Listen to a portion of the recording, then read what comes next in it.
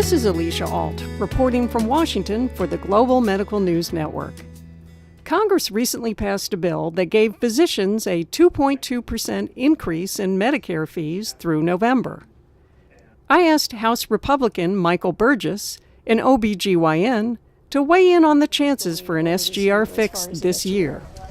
Well, I guess it depends on whether you're a glass half empty or a glass half full type of person. The good news, of course, is that the cuts in the SGR were averted, not really at the last minute, but kind of past the last minute. But in order to do that, the Democrats did pull the SGR fix off of the larger extenders bill.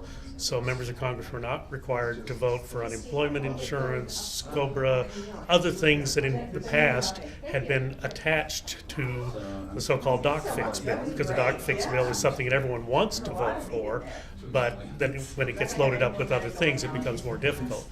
So that's perhaps a bit of good news, that it was seen okay to pull the SGR fix off of those other extenders. That it was important enough. It was important enough to be a standalone product. The bad news is it was only a 6-month fix, and the clock expires November 30th. And does anyone really think that we're going to come back here after the 4th of July break, have serious hearings on the SGR, and serious work towards crafting a bipartisan solution? I'd like to think that we will, but history tells me that it may be somewhat different. We've got an oil spill in the Gulf, we've got appropriations to do, there's wars going on. This may once again fall to the bottom of the stack.